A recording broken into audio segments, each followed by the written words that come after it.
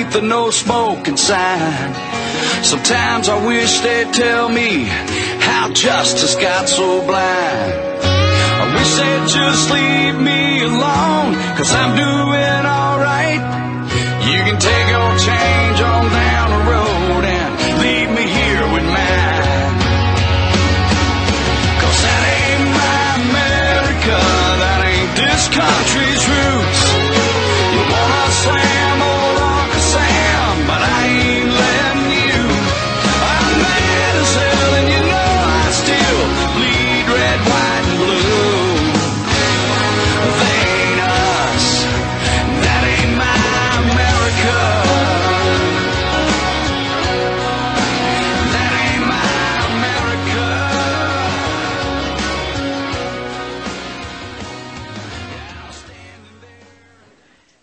And good morning, everyone. We are the Tech Club here on the RBN Network. My name is Jason. I'm Mish. Mish is here as well. Our email address for any questions or comments on today's show or any show actually for that matter is help@computertamers.com. You can check our website out at computertamers.com. And our phone number is 800-313-9443. On today's show, we're going to be talking about, we're playing a little low-key today. It's a rainy day here in southwestern Virginia, but we're going to talk about networking. How to set up a network, both wired and wireless. And you already heard what we talked about not last week, the previous week. We scared everybody, the poop out of everybody when we talked about wireless. So the benefits, the pros and cons of each one. We might get into a little more detail on both of those. The traditional, most people can tell you how to set up a network. It is getting easier, but again, if you have any questions for anything, just give us a holler. We're just going to sit back on this show and take your calls and go over networking. Yep. That's the news, of course. And we also have some technology news as well.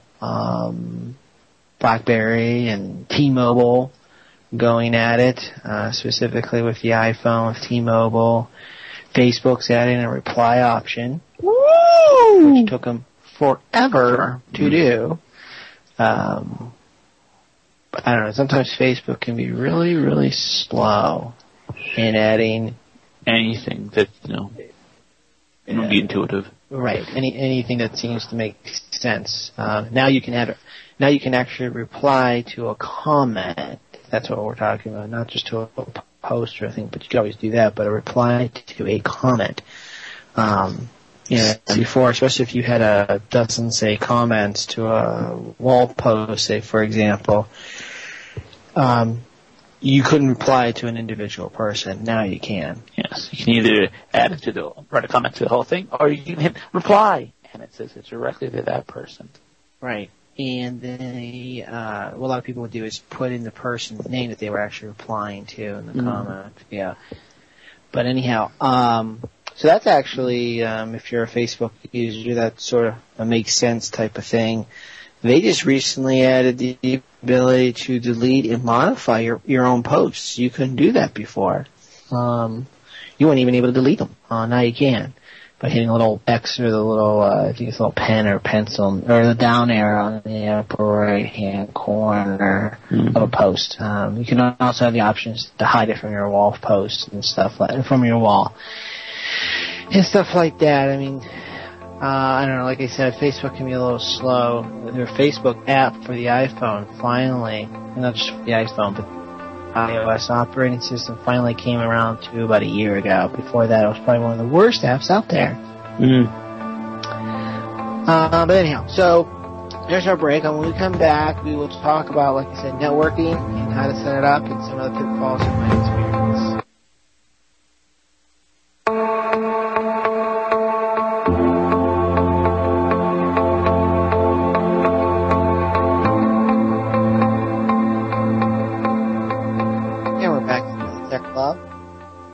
on March 31st, 2013, the last day of March. Here tomorrow's supposed to be April Fool's. It usually is on the 1st of April, so be careful what you click on. Yes, this is a good proof.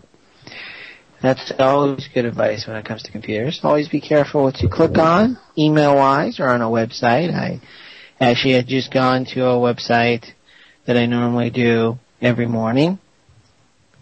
And he has a little link on the top. Click here for a survey. This guy has a habit of doing April Fool's jokes. I'm not going to fall for that one. So networking, eh? Are we Canadian now? We from Wisconsin. Of course, you have two types of networking. Actually, you have more. So when it comes to networking, we're talking about Connecting devices, really. Connecting your devices, whether it's your computers, printers, tablets, phones, your smartphones now. Hard drives, external hard drives. External hard drives now have little media devices in them, your Apple TV. All these things can be networked. And there are advantages to networking. And even if you don't have the internet. Yes, which basically we don't. We do not. Our internet stinks. Even if you don't have internet, you can still network your devices at home. It's basically a network on your home. But the two biggest advantages of sharing, three I should say, in sharing why you want to set up a network is you want to share your content. You want to share your printers. Have one local printer, say. You want to share files between computers. You want to share media content. That, for example, could be, let's say you have, an example would be a $99 Apple TV device. Now, that's not a true Apple TV. It's a little pocky puck little device that attaches to your TV. Yes. That then can access files on your computer. So, for example, let's say you've all your music, movies. Yep. Not saying we endorse it, but you can buy your DVDs from the store, and you can rip those DVDs onto your. That's illegal. It is, but who computer. cares? I really don't care. You bought it. It's yours.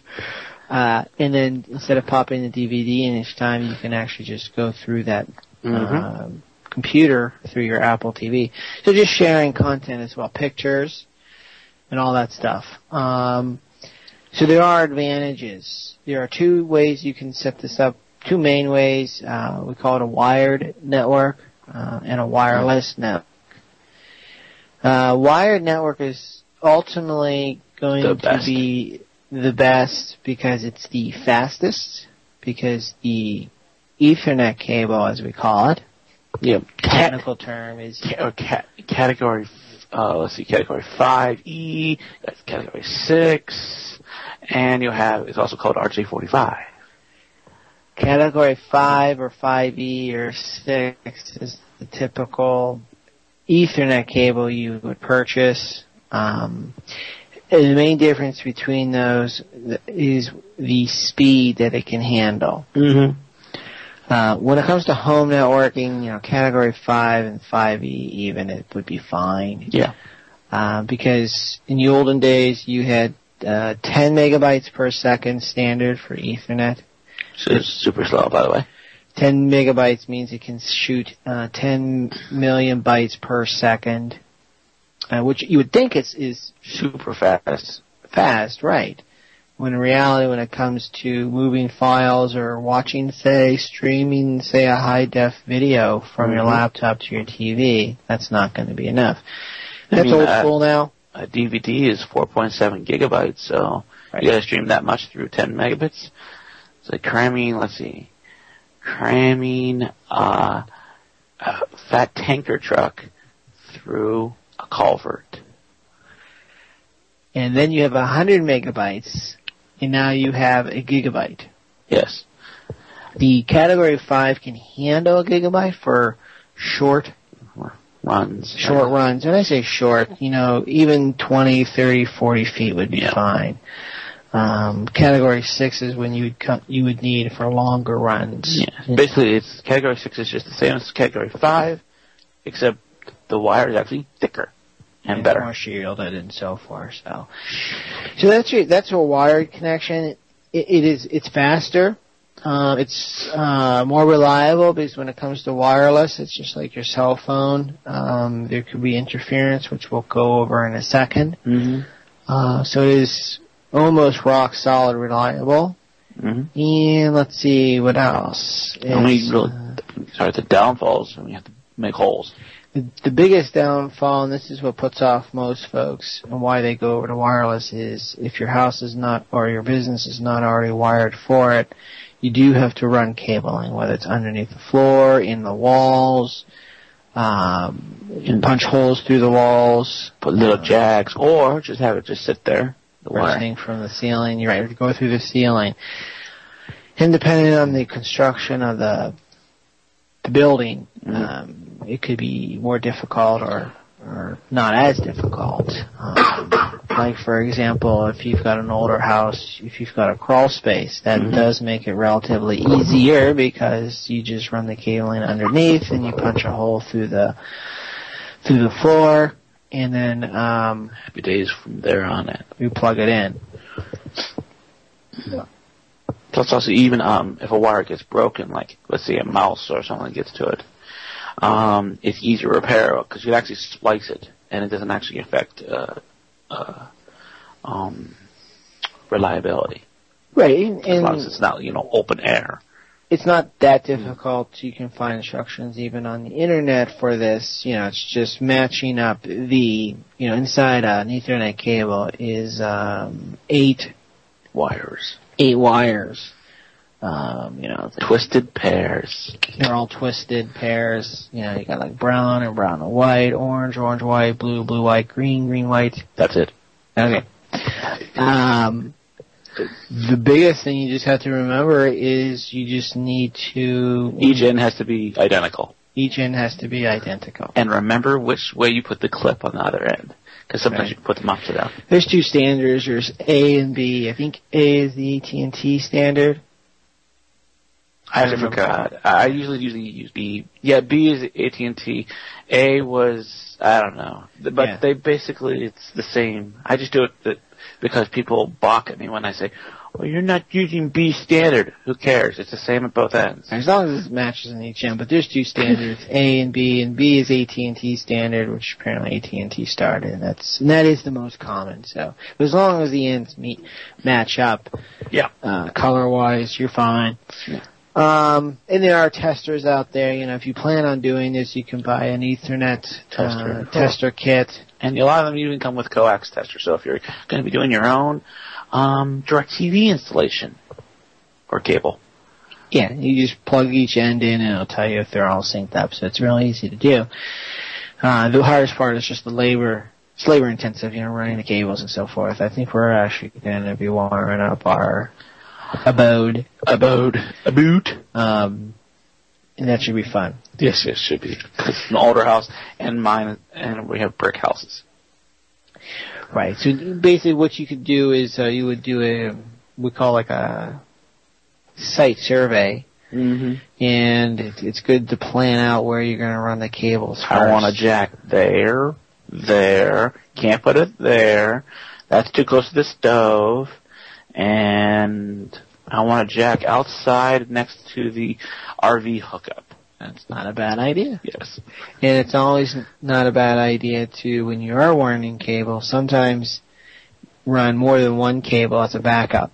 Yes. If you're running an Ethernet jack to, let's say the office, probably want to run 2 or 3 or 4. I mean, since you're running the wire, it doesn't matter if you're running 1, 2, 3, or 4.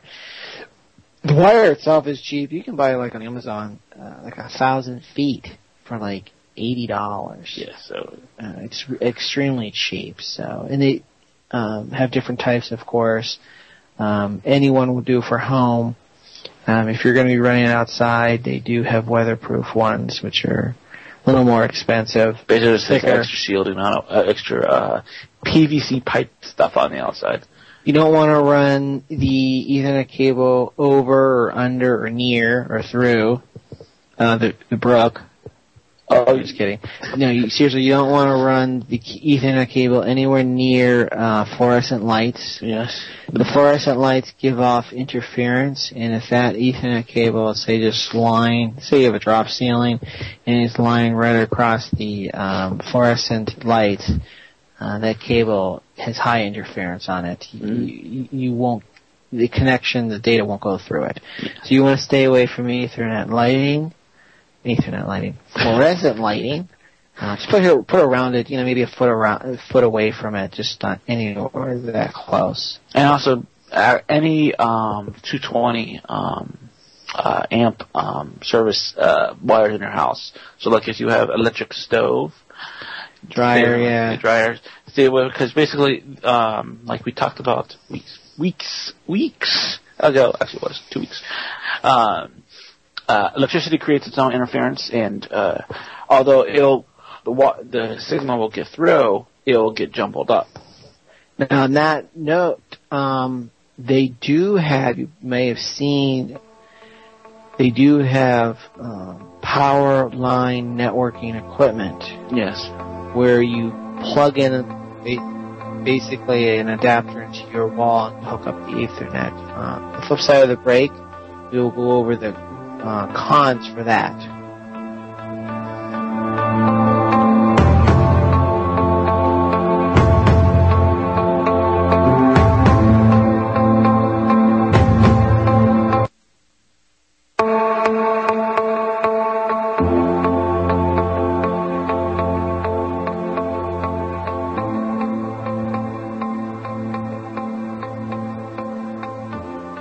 And we're back here on this Sunday morning, the 31st of March, 2013. Tech Club here. Mish and Jaison are here talking networking. We're networking? We're networking here. If you have any questions or comments on anything, actually, your phone number is 800-313-9443. It's 800-313-9443. Before the break, we were just mentioning the power line, Ethernet adapters, or networking. The convenience of those is you can set up a network anywhere there is a power plug in your house or business. We don't recommend them because what they do is they operate off of your electrical wiring in your house, and there's not much bandwidth on those, and there's a lot of interference. And like most of them only give you at most 500 megabits per second, and that's pushing it too. You're only going to get probably half of that. Yes, and also less than half, I'd say. Like we've talked about, if you have dirty power, if you have an older house, ain't going to work that well. Plus, also if you're on different circuits. If, say, living room and the bedrooms are on one circuit, but your kitchen and your office are on another circuit, and you plug those two things, you want an office one and a bedroom one, those don't connect. They won't go nowheres. So don't recommend those. They also have... That's kind of expensive. A couple $100. Wow. They do have, not as popular, they have... networking for your phone lines. Oh, yes. Same deal. There's interference, and you get even less bandwidth on those as well. So stay away from the phone line and the power line. Stay away. Beware. Wireless now. Yes, the advantage to wireless is you can put it anywhere. You can put it anywhere. Unless you have a concrete house. Older houses, we've come across older houses, such as built in the 1900s, early 1900s, I should say. Anything older than 1900. If you've got concrete houses or a brick house, those are tough for the wireless signal to reach through. I've been to houses we've set up wireless where it works great in the whole house. But they've added an addition to the back of the house, I think was one of them. It was like a porch or a room or something like that. So that one wall was the original outside wall, and it was a concrete wall. So that wireless signal could not penetrate that concrete wall. So as soon as you walk through the door, it dropped off completely. So if you have an older house, again, just like setting up a wired network, you may want to do, especially if you have a large house, an older house, a site survey to figure out where possibly the best spot for the wireless router to be. Mm-hmm. You may need more than one. Larger houses may need more than one because of all the construction. Think of all the walls it has to go through. Mm-hmm. Is there a sink in the way? Is there a refrigerator in the way? Because the thing about these are waves, and they can be bounced off and reflected. Mm-hmm. In fact, one of the best ways to reflect any type of wavelength is to glue on your wall, make a wall of CDs. Yes, because they're very of course, they're reflective. And what people see as the shiny part one side is actually a little bit of aluminum foil. So, is there a kitchen in the way? So little things like that you have to keep in mind. As far as interference is concerned, yes, it's not as reliable because it is wireless. Mm-hmm. Interference can come from your microwave, your refrigerator, anything motorized, your dishwasher. Wireless can operate off of 2.4 gigahertz range or 5 gigahertz range. With the 2.4 gigahertz range, you will still see what they call the B standard, mm-hmm. which means it's just a standard they decided on. Long time ago. And now the standard is G. And then N. Actually, is N more now? N is becoming the more standard. N operates, so B and G operate off of 2.4 gigahertz. So if you've got, say, a cordless phone that also operates off the 2.4 gigahertz range, you'll have interference. And a lot of the phones will have auto channeling. So when you pick up the phone, if there's because you really only operate off of like 11 channels off of this 2.4 gigahertz range. If you pick up the phone and that channel's being used by something else, it'll auto switch over to another channel. Mm-hmm. But that doesn't always work. I had a wireless network where it worked great. When I flipped my cordless phone over to speakerphone, my wireless networking would drop. Oh.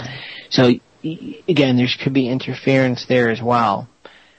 Of course, then you have also the health benefits, but the health, not benefits. The health reasons, which we'll cover in a second. I just want to go over N, which is the newer standard. N typically operates off of the 5 gigahertz range. Oh, there's our break. We will be right back. Call number is 800-313-9443.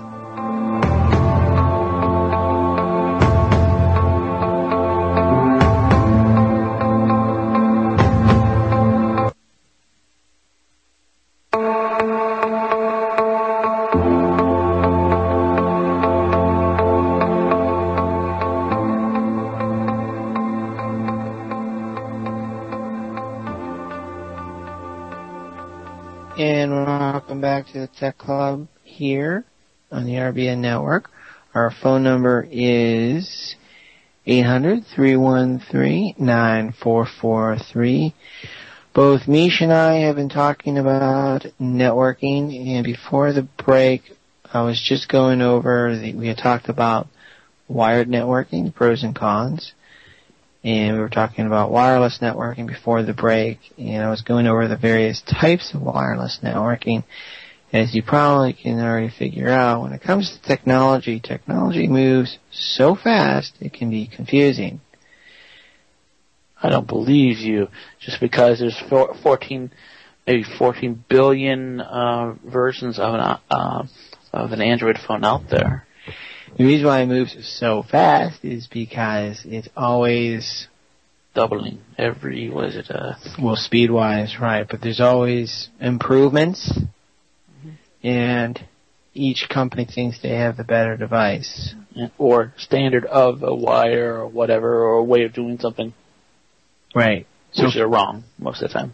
So, for example, the wireless technology, the original standard was B. Mm-hmm. This doesn't make sense, I know, but the original standard, which was B, I believe that was what, 10 megabytes per second? 11, that's right. 11 megabytes per second. And that was the bandwidth that you had. Think of bandwidth like a highway. The more lanes you have on a highway, the more traffic, more cars you can fit, so the more data you can pack through. So the fat, as we say in the industry, the fatter your bandwidth pipe, the more data you can shoot back and forth. Yes.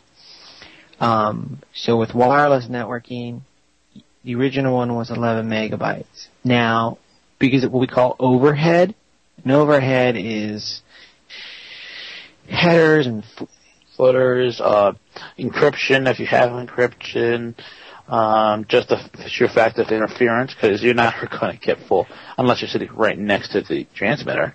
Right, and that's the whole point. When they tell you, especially with wireless, if they say it's 11 megabytes, you're going to get half of that. That's the rule of thumb. So you were only really getting 5 or 6 megabytes. At best. At best. And then came along A. And again, like I said, this doesn't make sense. The letters aren't in the typical order. Yes. Then came along A. What A did was more for businesses. The frequency wouldn't go as far, but it was able to penetrate walls better. Mm-hmm. It was actually the start of the end. The N and all the others, but it just didn't have the oomph to go far. It was designed for businesses because what they would do is they would put these transmitters, multiple transmitters in an office, and you get more bandwidth. Then came along G. That's what really hit, both for businesses and home users. G also operated off the 2.4 gigahertz range, and it was up to 100 megabyte or 60. It was 54 megabits. 54, and again you would cut that in half, so 26, 27 megabytes. And we're up to N now, and it's theoretically, I believe, what, 120? 120. It's supposedly equivalent to wired. And again, you would really half that. Yes. N can also operate off of the 5 gigahertz range. That was designed to move away from a lot of this interference. There are, however, some cordless phones and stuff that operate off of 5 gigahertz range now. Which basically defeats that idea. The N operates something off what we call MIMO, M-I-M-O, multiple input, multiple output. Lots of transmitters. Basically, your laptop or anything with N in it, or your router has multiple antennas. You probably may have seen the original N routers. There was like 3, 4, or 5 antennas sticking out of it. N can a lot of the routers, what we call dual band, which means it will operate off. See, what happens is when you say you get an N, thinking, okay, N is the best, which it is, fastest, most bandwidth, can penetrate walls better, go further. The problem is if you take that home, set it up, you turn on your laptop, it works great, then you turn on an older laptop which doesn't have the newer N antenna or transceiver, I should say, built into it. Because again, the radio transmitters, that whole network drops down to the G standard. So it doesn't lowest common denominator, basically. Correct. So a lot of these routers you've seen in the store have dual band, and a dual band means it supports both G and N on 2 bands, so it won't affect quality. If your newer laptop goes on N, great. If your older laptop goes on G, great. It won't affect the performance of all the N units. So that is that. What else? But like We had talked about a few weeks ago, yes, there are health issues with wireless. So basically, use it as a last-ditch effort. Use it during the day, for work and everything, but definitely if you need to do wireless, we recommend actually turning off your wireless router before you go to bed. You'll actually probably sleep a little better because there's interference on that as well. And it can cause multiple sclerosis, all these health effects. Right. So wired is definitely the best way to go, but, more labor intensive as well. Unfortunately, most people these days are lazy. Now, okay, well, at least you admit it. That's the first stage of admitting it. Now, if you live in an apartment complex, a condo complex, or urban area where there's multiple houses on your street, you may not be able to get away from it all because your neighbors are going to have wireless. If you open up decorate all your walls with CDs. There you go. There you go. They do have lead paint. No, not lead paint. Aluminum? I don't know. They do have paint actually designed to reflect off frequency. Mm-hmm. So you can look into that. But what was I going to say? If you open up your laptop, go to an apartment complex and open up your laptop, you're going to see, dozens of wireless networks. Yeah, you're basically getting irradiated. Right. And that brings up the next things. If you do want wireless, and you're in an area where other folks can see your network. So again, wireless, of course, it's broadcasting your internet. It's broadcasting that network. So if someone drives up, they will be able to typically see your network. It's called the SSID. That's the name of your network. So when you set up a wireless network, you assign a name to it. It could be anything you want. Joe's Wireless at Home. You're broadcasting that. So if it's not encrypted, anybody can get onto the network. So someone could just drive up in front of your house, open up their laptop, see your network, connect in. And the issue with that is they can then download, this is what younger kids do actually, they will download illegal music, illegal songs, and then just drive away. And since it's your internet, they're going to come after you. You're left with the bill as it was. Right. Like ours internet here, because we're in the middle of nowhere in boondocks, ours is open and unencrypted because, why? Right, there's nobody around here. There's no chance of that happening. I don't think the bears have Wi-Fi. One day they might. Well, there's a bear crossing down there, so I don't know. They may be, it's heavy traffic. Let me open my cell phone up. Okay. Ooh, how are the Cubs doing? It's a pun. Cubs, bears.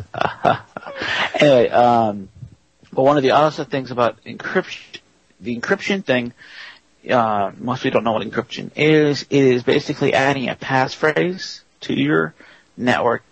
Only you are allowed in, and making it longer is better. Usually, the new WPA2 is the most secure. Best. Yes, most secure. The old WEP, the wireless encryption protocol, if I remember right, or is it equivalency? Equivalency. Is basically, I guess it can be hacked in like a minute, less than that. Yeah, a 5-year-old could hack it in 5 seconds. Yeah, because they have to know what they're doing. But yeah.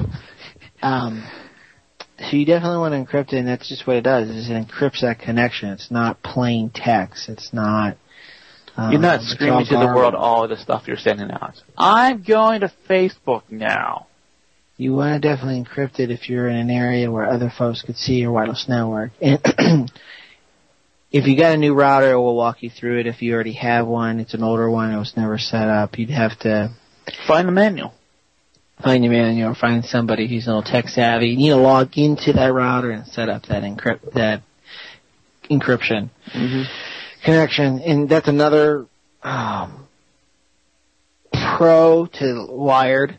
It's already works. You can't hack into it unless you have to physically plug your unit into a port. Yes. And we have another break coming up, I think. Weird. No, I don't think so. I do. I'll keep talking. You keep talking. Maybe I heard it, but maybe I'm hearing ghosts in my brain. So there's your wireless type of, and you can mix them too. I mean, you can have a wired connection, and you can have, like we have here, and have a simple wireless connection for like devices from your smartphone. Yeah, my MacBook Air doesn't exactly have an internal wired connection. That's right. Some of these Ultrabooks do not have an Ethernet connection. iPhone, wire up. So you do need to have a wireless connection somewhere. You can also buy USB to Ethernet adapters and stuff like that. I had to give it to my father because he has his MacBook Air. Yeah. So they do have converters available. So as you can see, technology can be kind of confusing because we just briefly mentioned the encryption. There's WEP, WPA, WPA2. And there's different versions of WPA. There's WPA Personal, WPA Enterprise, and then you have WPA with AES, then WPA with TKIP. Yeah, TPIC, and then you have AES and TKIP, which I still don't understand that one. How can you have two different methods of encryption? But anyway. If you have a new router, it will walk you through it all. That is the nice thing about it. Mm-hmm. If you have an older one that's already been turned on and you've been using it's unencrypted, you do need to probably find somebody who's a little tech savvy and have them walk you through logging into the router and setting it up. Exactly. Also, one of the things we kind of went over how to wire it up, but things that you can connect. I mean, a lot of new routers have, you'll see USB jacks on the back. They either have print servers, which basically allow you to just plug in your old school printer and it shares it, or a hard drive. Actually, the one that's in my home, which I am currently sitting in, has ability. I can plug in an external hard drive to it and share the entire external hard drive to the whole network, which kind of goes into what's called a media server. And that's actually what we use ours because our internet poops. And I'll say it, Usenet is a pain in the butt, and they should burn. They will. But the way that so one of us, say, downloads a program, instead of all of us having to download maybe a show or a program or whatnot, we throw it up on there, send the link on that media server to everybody else, then you don't have to download it again. Or like what I use my media stuff for is I watch a lot of TV. I have a lot of movies. I have old television shows and whatnot, and I'll share them with like Jason's kids. Who apparently break their DVDs on a daily basis. Right. The media service can definitely come in handy. Mm-hmm. It's basically a central storage device. I mean, even if you're just one person, and you can throw up all your movies there, and you can share it to your iPhone, your computers, your TV. Say you started a movie on your iPhone, like I was watching Die Hard yesterday, and actually all the Die Hards, and I had to pause it, so I switched to the other computer to carry it around, and then but you could switch to your iPhone or whatever and just watch wherever you are. It's much more easier to use things. If you do it that way, even if you have a smartphone which has a data plan on it, you're not going against the data plan because that iPhone is using your Wi-Fi connection back to your media server, and it's all internal. And that's always going to be faster too because no buffering. And again, if it's wired or wireless, you're talking either a gigabyte connection or a 100 megabyte connection, stuff like that. So they're, again, sharing printers. Many of the new printers, if not all, well, most of them, or have wireless or wired or both. Or both built into them. So you could just, instead of the printer being near your computer, especially if you have a laptop, you put it in a centralized place. Put it in a centralized place, hook it up to your router, and you can print anytime you want as long as the printer's on. Mm-hmm. The other older way of doing it is when the printer's attached to a computer, you can share that printer from the computer. But the computer has to be always on. Yes. Because you're sending that job to the computer that the printer's attached to. Correct. Just a little slower, so. Scanners, they all even have network scanners now, too. You can't do it with that same way where you hook up a scanner to something, because it's how the imaging does. But scanners, what else? Cameras. You can network cameras, so you can actually see, okay, is anybody driving up my driveway? You go to the camera, there you go. Right. Again, a lot of things are now have wireless built into them, or an Ethernet connection built into them. So that's why you almost can't get away from wireless. No, you can't. But you can try. You can try. I was we were picking up replacement phones because we were getting rid of our wireless, cordless phones, and they only had like 4. I had a frog in my throat. They only had like 4 different wired phones, corded phones. Yet you look to your left, I mean, they're all, on the bottom. There's like 4 of them. Okay, that's nice. And then you look to your left, and all you see is a total, 80 different variations on cordless phones. And all shown nice. It's like, I wonder which one they want you to buy. The Ford. Each of those cordless phones has a little transceiver in it, just like a laptop, a tablet, always sending out a frequency base. So there's our break. We'll be right back. Phone number is 818-313-9444.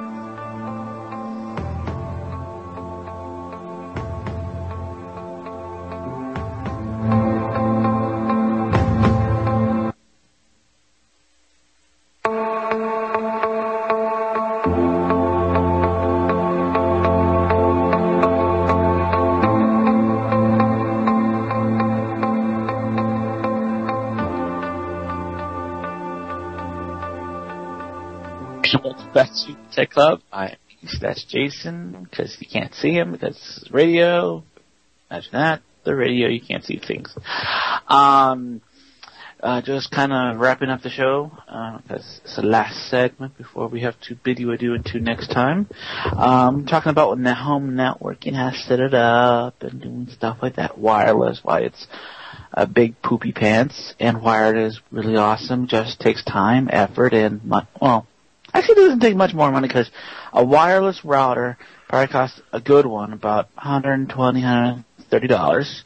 A cheap wired router, or a good, inexpensive wired router, probably about $50. So the rest is wire, and your time, effort, and you're actually getting better speeds and whatnot. And you can even turn off, if you do have a wireless router, they usually have 4 ports behind them where you can plug in a computer or 2. You can turn off your wireless. You can turn off your wireless transmitter in there. I have a call. I'm going to interrupt you. Call Greg from Texas. Hello, Greg. Yes. Yeah, I'm here. Hi, how are you? I have a wireless or a Wi-Fi. I got it hooked up wired. I go into my menu. I used to be able to go into my menu and get certain stations, and then they dropped off. And what's the deal? Who do I call, or where do I go to talk to internet people? Or I guess the question is, who's connected to my menu that they can go in there and drop stations that I was listening to? Is this in your computer, or I don't have your radio? I don't have a computer. I have a landline, and I plug my Wi-Fi into their program that they offer at the Big Bend Telephone Company, and that's how I get my. That I am unsure of. I would actually. You probably may have to call them and ask them. I did. On. I called generally them. Good. And if you lose stations, it may be either interference, or it could be even something getting in the way, or even a problem with the transmitter itself. So if there's your Wi-Fi may actually be having some interference, or not even connected correct, or even slower connection. If it's too slow of connection, a lot of times a lot of programs or a lot of devices will say, "I'm sorry, you can't do that." Skype does that a lot. It says that, I'm sorry, you can't do video, and it won't allow you to do that. Thank you for your call, Greg. One of the other things, as far as it may be a quality issue, but also when it comes to technology, again, going back to the issue where everything moves so fast, some startup company may exist today and be gone next week. Exactly. It really moves fast in the technology world. Well, that's it for us this week. You have a wonderful week. See ya.